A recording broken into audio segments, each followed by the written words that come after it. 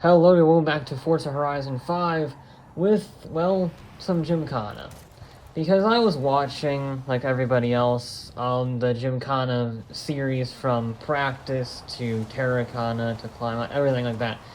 And, well, it got me thinking about a lot of things. And one of them is that we had a lot of different vehicles that have competed in these, or competed, air quotes, in these Gymkhana videos over the last 12 or so years.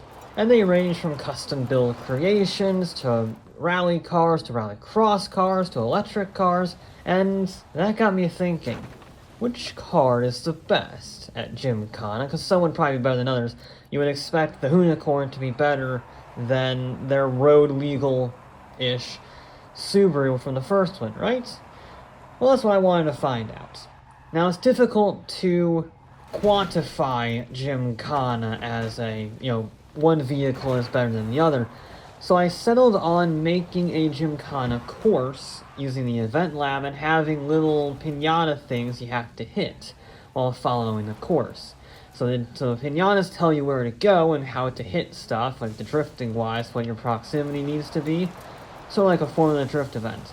And then they are a penalty, so if you miss one, you get a 1 second penalty for each one you hit miss, and the best car is the one that takes the least amount of time to complete the course.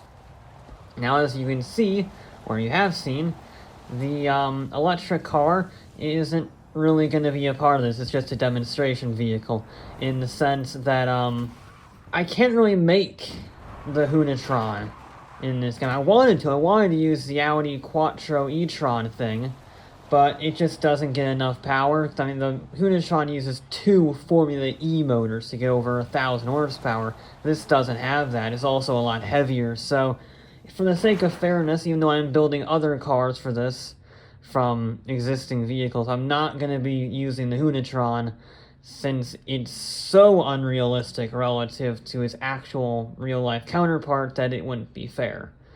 So, we have the course, we got the rules, we know how the timing works, and let's just get on with it. And first up was, well, the Subaru WRX STIs from Gymkhana Practice, the very first one that he ever made. It was like 2008 or something like that. You know, before GoPros were really a thing, and if you watch the video, he has these massive, by comparison, cameras on the windows, and it was very simplistic. It was just simply drifting around an airport for a few minutes. But it launched the entire franchise, and therefore it's probably one of the most important videos in automotive videos in all of YouTube. Now, the car is a 530 horsepower rally car converted from a road legal WRX. So this car is actually quite accurate, despite being a Forza build. Now, the rule is you have to do the 3 spins, and this was not a terribly difficult car. You gotta do 2 full rotations, I guess. So, I don't know, 2 full rotations, the front end has to face that wall 3 times. But either way, this car actually wasn't that bad to drive compared to other vehicles we'll get to later on, but it just had too much grip. I was using rally tires for all these vehicles because they're rally cars at their very nature, so I figured, apart from the Unicorn vehicles and the Huna truck, they all used rally or rallycross tires, so I put these on rally tires, and it just has too much grip. It's not bad. I did a little bit of bias on the differential to get it more focused towards the rear, but still, it really did not want to hold the slides as much as possible. But still, 530 horsepower is 530 horsepower, and it wasn't bad in the landings. I had to do a little bit of reversing in order to get the J-turn correct. I couldn't quite do a full rotation on the jump, and the airplanes weren't brilliant either. I did actually miss one, so I did get a 1 second time penalty. The airplane was just a disaster, but other than that, the Subaru was not bad. Next up, we're sticking with Subaru in the fact that we have the hatchback version of the WRX. I think this is actually a real rally car now. I don't remember. I did look at the Hoonigan website to make sure I got all the statistics right, even down to the gearbox and the rims used, since Forza does a very good job with the rim selection. You actually have the actual rims from the events. So I try to get it as right as possible. I don't remember exactly. And remember how I said that the first Subaru wasn't as bad as some vehicles, this was some vehicles. This thing was just so difficult to slide. You can see it really wants to grip up and stall out. It was a real chore getting this car turned and spinning and whatnot, especially in the donut zone. It just didn't slide. I don't know what it was, but it just refused to do a donut. Which is so weird for, you know, a rally car with several hundred horsepower. But it just wouldn't slide. So I did this sort of awkward, like, driving in circles with the rear wheels locked thing. It wasn't really a donut, but I think the fact it was so slow in that section almost gives it a penalty in amongst itself for being just the worst thing ever. Otherwise, it was pretty similar to the other Subaru in the acceleration and top speed front. It was similar in that regard. But God, it just did not want to slide. There were difficult vehicles because they were too powerful and too crazy. This was the other end of the spectrum. It was just so dull. It did get the jump spot on, pretty much. You couldn't ask for a better landing on the second jump. I guess second ramp. Not really a jump, it's a landing ramp. But either way, absolutely brilliant through there. Much better through the plane section, although it just lost way too much time, being generally a pain to slide. We now move to our first Ford in what is easily the most popular Gymkhana car today in terms of actual usage. I think Ken has used this in, what, half of all of his Gymkhana videos? It's the Ford Fiesta Rallycross car. This is used in Gymkhana 3, Gymkhana 4, Gymkhana 8, and Terrakhana, among probably Gymkhana 10, think about it. But certainly those four, and it's one of his, you know, it's the one that everybody remembers. Certainly I do. I was introduced to Gymkhana with this car in Gymkhana 3, and this was a noticeable improvement from the Subarus, partially because it's actually a rallycross car from Forza. I didn't have to build it into a rallycross car from a road car, but also it's much shorter wheelbase. It's got 600 horsepower, and it's, you know, a rallycross car. It can do donuts very easily. It's very good at that. It actually causes a little bit of a camera problem because the camera gets really confused when you start doing spins like that. But yeah, it was just so composed. You pointed it somewhere and it just went. It did drifting, it slid around, it was controllable. It got a little bit of turbo lag if you were in the wrong gear, but just don't be in the wrong gear. And then all around, it was just so nice to drive. It was a welcome breath of fresh air. And yeah, easily, even though I might have screwed up that one drift, all in all, it was such an improvement, just so nice to drive. I make mistakes, but, you know, it's me. It's consistent across all the vehicles. I nearly missed the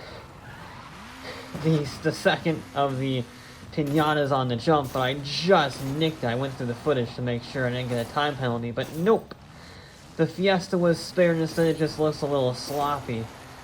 But, you know, having consistency and controllability makes it a lot faster regardless of how it looks. Well, now we have a little bit of deja vu, don't we? Because it's the Fiesta again, only this time it's the WRC car. Yeah, that was a thing that I learned. The Gymkhana 5, Gymkhana 6 Fiesta is actually different, or sorry, Gymkhana 4 and Gymkhana 5 Fiesta are actually different than the Gymkhana 3 and Gymkhana 6 Fiesta, so they're different Fiestas. This one is an actual WRC car, it's not a rallycross car, it's a rally car, not a rallycross car. So it only has about 350 horsepower. Now in order to get it to that power, since you don't have the 2011 rally car that Ford competed with in the championship with, I'm using the Turbo Rally engine for this one. And it's basically a slightly more difficult to drive Gymkhana 3 Fiesta, because it's the same chassis essentially, it's the same philosophy of the build when it comes to the aero and the bodywork and everything. It's just there's less power, which means it doesn't want to slide quite as much.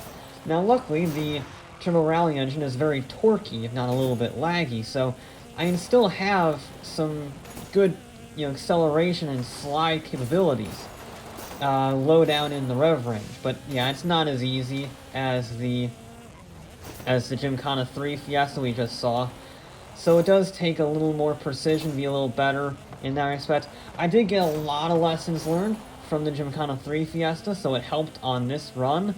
But you can see the speed is just not there. It's the slowest car by miles. It doesn't even hit 100 miles an hour on the straightaway, and I actually missed the jump.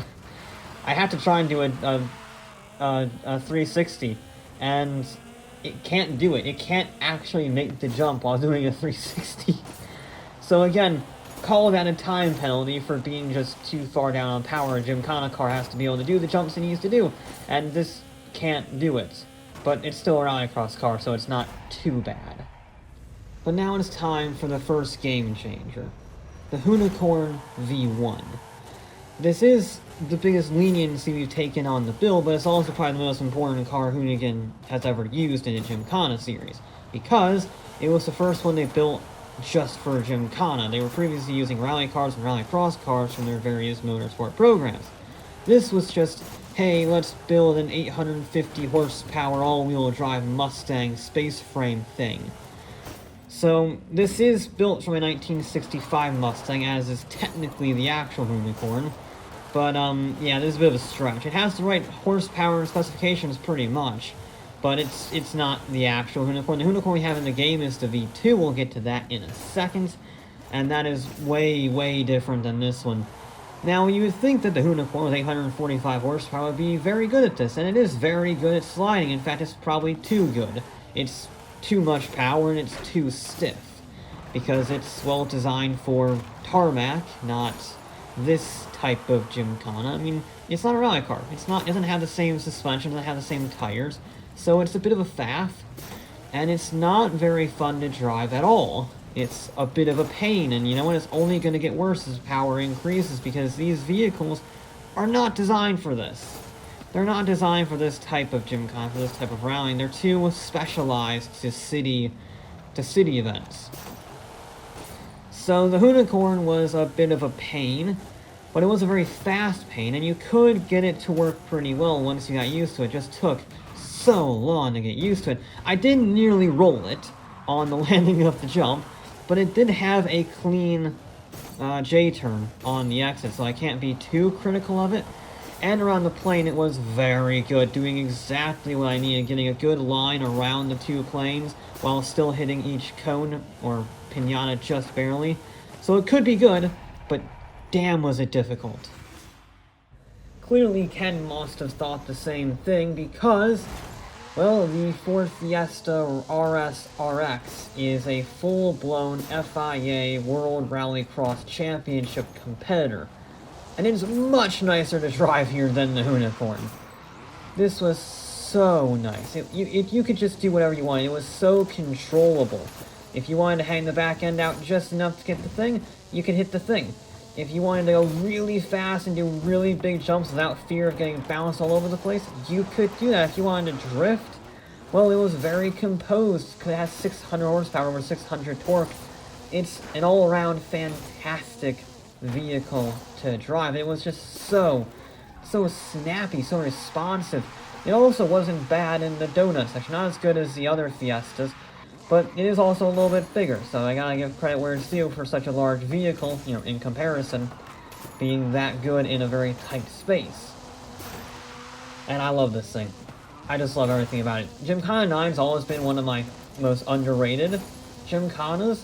It's so simple and yet so elegant, and I think the car reflects that. It's so nice to drive. It does exactly what you want it to do, without complaint. I think of it just like the Fiesta, the Rallycross Fiesta, but even better, with a little more torque.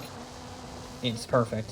It's also a little bit longer, which can help on getting some of the clipping points, because then you don't have to be quite as close. And it also perfectly did the jump. I mean, millimetrically perfect on the landing and the 360.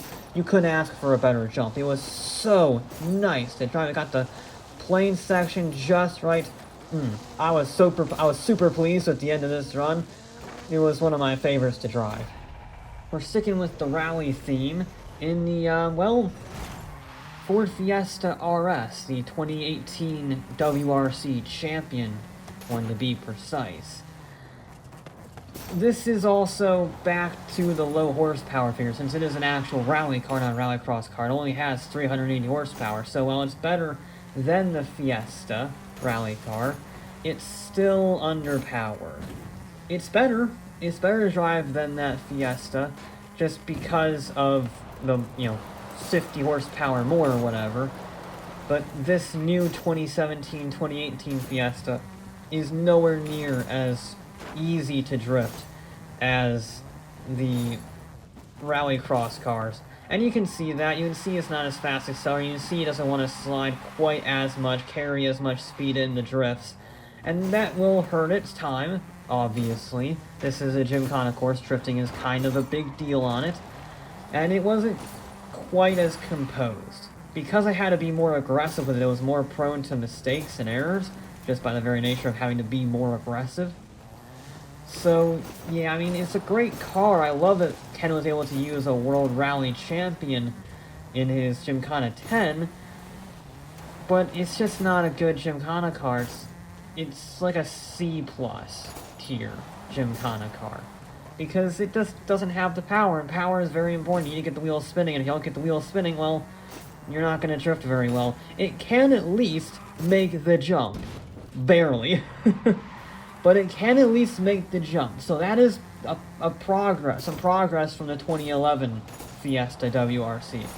It doesn't get stuck and have a time penalty in that respect. But yeah, it needs more power. A lot more power.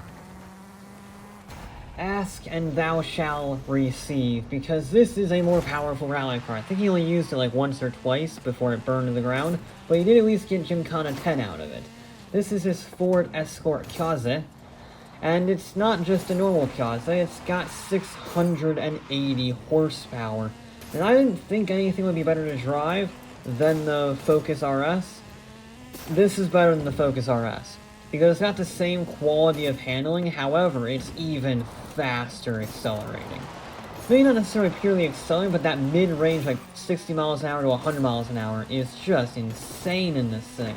Probably because of the extra 80 horsepower. And, it's good. It's good. It's got proper drift tires on it. You can see this from Toyo, so it doesn't have the same amount of grip on the dirt, but it does have a lot more slidability on the tarmac sections, like the hangar, like the spin cycle section. So all around it is I think a net positive in terms of actual driving capabilities. And it's just nice to have a car that handles well. It doesn't have too much power. It is the most powerful rally car of the day by some margin. But compared to other vehicles we'll see later on, it's barely even moving the needle. So it's a perfect mix. It's got just enough power to do everything it needs to, but not too much that it's impossible to drive. And it's got a good mixture of rally suspension, prowess, and whatnot. I thought I missed the pinata, but again, I went through the freeze frame and I just nicked it with like the edge of my bumper. But I got it. I can't keep track in the Forza system. The Forza system from the tracking was broken, but the car was just fine. Remember how I said the 680 horsepower Escort was the most powerful car?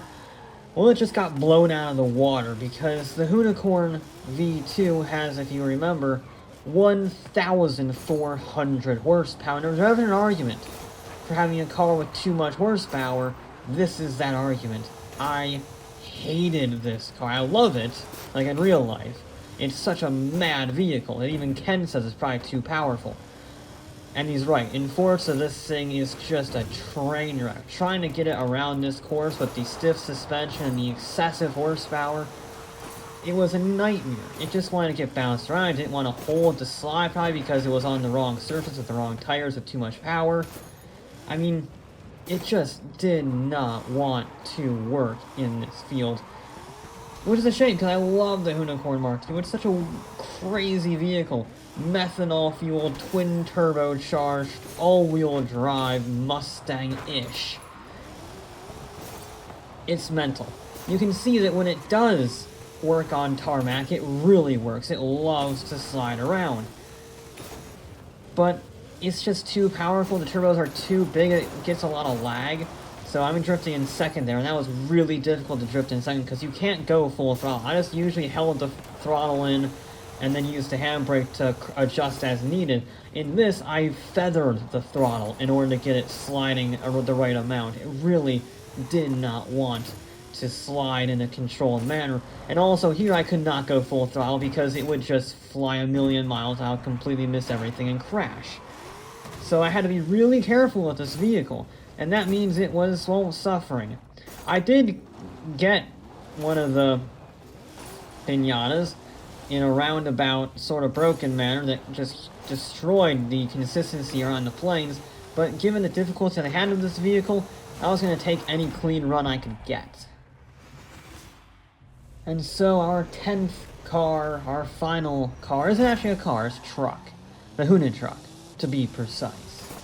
And I think of this very much like a detuned Unicorn. It doesn't have the methanol-fueled V8 or anything. Instead, it has a twin-turbocharged version of the Ford GTLM Le Mans engine.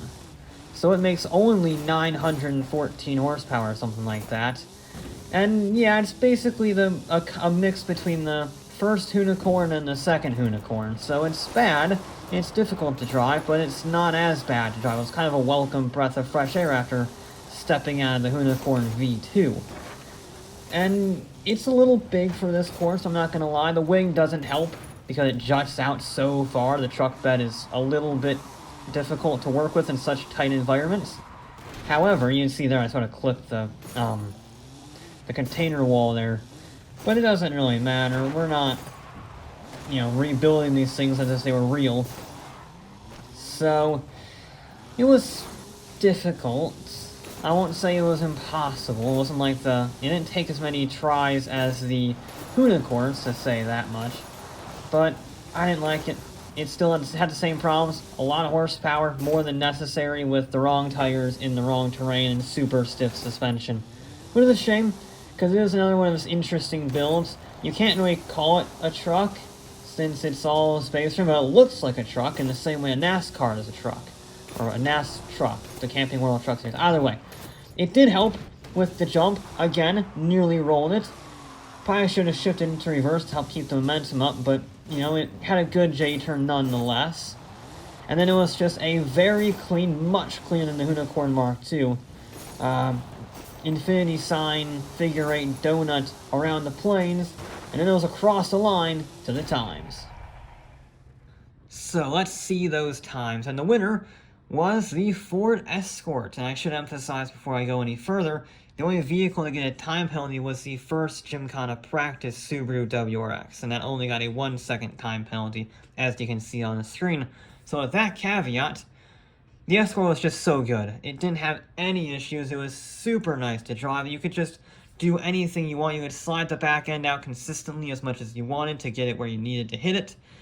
There was no complaints with the vehicle. It had the power, more power than the Focus or the Fiesta, but it was just as composed, just as nice to drive, and it had a perfect power band for what I needed to do in the corners. No complaints. It was just the best car. But not by very much. The Focus RS Rallycross car was only 9/10 of a second behind a 149.9, and it too was very good. It wasn't quite as powerful, but it was a proper rally car, which probably helped it on the dirt sections. Because, yeah, obviously you're sliding around, so you're not going to go for a pure time in that respect. But it did still need to be able to have acceleration on the dirt, and I think the Rallycross tires and the Rally tires did help that out a fair bit to wrangle it back into contention despite the horsepower deficit. The real interesting thing, though, is the Fiesta, the Rallycross Fiesta, is pretty far back in third. It's 3.6 seconds slower than the Cosworth Escort. And it has a similar horsepower to that Focus. It's 600 horsepower, 600 odd torque. And it was a shorter wheelbase, so I thought it would be better in the corners, thought it would be better in the donut section. It felt better, or at least, the same, but it was noticeably slower. And yeah, there's some element of, being a better driver with the course, but I did my usual practice at the course, and this is much different than a timed lap. You're sliding around, you're jumping, you're trying to hit stuff, you're doing figure eights. It's not the same as, you know, trying to set the fastest lap. So I don't think that would be an issue, but I don't know. It's weird. Rally cars, though, did knock out the top 4 with the Fiesta WRC car being the best of the rest of the rally cars. 154. You can see how much horsepower makes the difference. And then you can very quickly see how much grip and having the correct tires without too much horsepower makes a difference, because the Huna truck was the best of the custom-built Gymkhana cars in 5th, 2 seconds slower than even the Fiesta WRC, despite having 3 times the horsepower near enough. It just didn't have the composure. The Huna truck, the Hunicorn, both of them actually did abysmal by comparison. You can see the Hunicorn, both Hunicorns were in the 158s. 158.3, 158.9 in 7th and 9th respectively. They just don't have the grip. Because you need some element of grip in order to control the angle and be able to control the exit. So they're just too insane, and they're too stiff, and they're too powerful. So they don't get a good enough time. They get beaten by a Fiesta with, in the case of the Hunicorn, 1,120 horsepower less. It's more than horsepower in Gymkhana, that's for sure. And then we sort of have, well, the 2 Subarus, they were fine. Considering they were road cars built into rally cars, they didn't do too bad. The 2007 sedan from Gymkhana Practice did pretty good, actually beating the Hunicorn, the V1 Hunicorn, by less than 1/10 of a second, so well done there. And then the hatchback just had too much grip. If the Hunicorn had too little grip, the WRX hatchback had too much, and it could not drift, which is a real bad problem. Now there you go. I would love to use Pastrana's cars, but for one reason or another, Subaru hasn't put the Gymkhana 11 and 12 vehicles into Forza, which is a real shame because they're absolutely mental machines with active aero now. So please add the Electricana car and the new Subaru rally cars into the game. That would be greatly appreciated. But in the meantime, if you want to go Gymkhana-ing, go with the Ford Escort. But that'll be it for this episode of Forza Horizon 5. I'll be back with more.